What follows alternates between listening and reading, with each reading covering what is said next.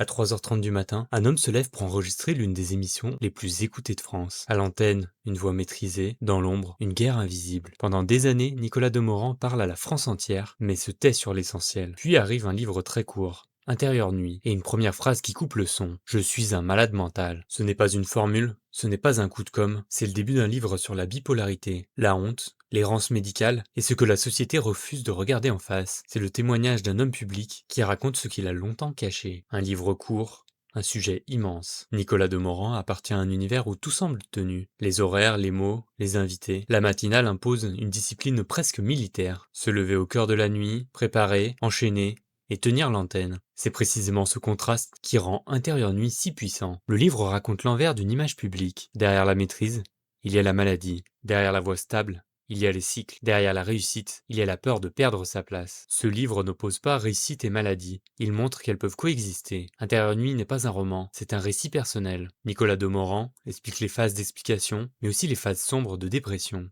Les traitements, l'hôpital Sainte-Anne, et surtout une errance médicale qui dure des années. Le point central du livre, ce n'est pas la souffrance, c'est le silence autour de cette souffrance. Le livre pose une question dérangeante. Combien de personnes continuent à fonctionner en public, à travailler, à sourire, à répondre ça va, pendant qu'à l'intérieur tout s'effondre. La bipolarité, ce n'est pas changer d'humeur toutes les 5 minutes. L'OMS décrit le trouble bipolaire comme une maladie marquée par des épisodes maniaques ou hypomaniaques et des épisodes dépressifs. Le type 2, évoqué par Nicolas Demorand, associe des épisodes hypomaniaques et au moins un épisode dépressif. Et c'est là que le livre devient important. Il met des mots sur une maladie souvent mal comprise. Le récit ne cherche pas à rendre la maladie spectaculaire. Il montre au contraire sa banalité brutale. Les rendez-vous, les médicaments, les rechutes, les proches qui ne comprennent pas toujours, la honte et le travail qui continue. La honte, c'est ce mot qui revient sans cesse dans le livre. Honte d'être malade, honte d'être vu comme quelqu'un de fragile, honte de devoir cacher ses soins aussi. Honte que l'on vous reconnaisse lorsque vous allez à l'hôpital. Et surtout la honte de ne pas correspondre à l'image qui est attendue de vous. Et cette honte crée une double peine. Il y a la maladie et il y a le regard sur la maladie. Intérieur Nuit devient alors plus qu'un témoignage. C'est un livre sur la place des malades dans la société. Qui a le droit d'être vulnérable? Qui a le droit de tomber?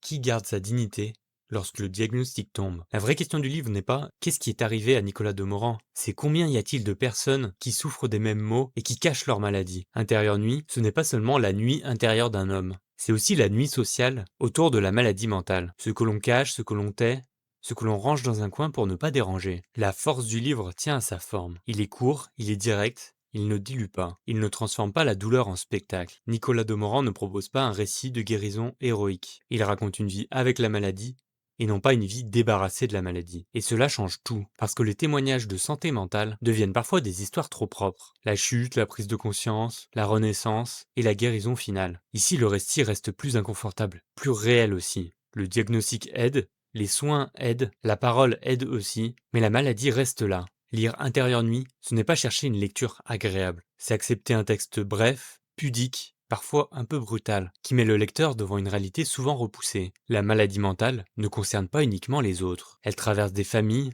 des bureaux et aussi des studios radio. Nommer la maladie, ce n'est pas la faire disparaître, c'est cesser de lui laisser tout le pouvoir. Au fond, Intérieur Nuit raconte une chose simple et violente. Un homme a passé des années à parler chaque matin en cachant totalement sa maladie.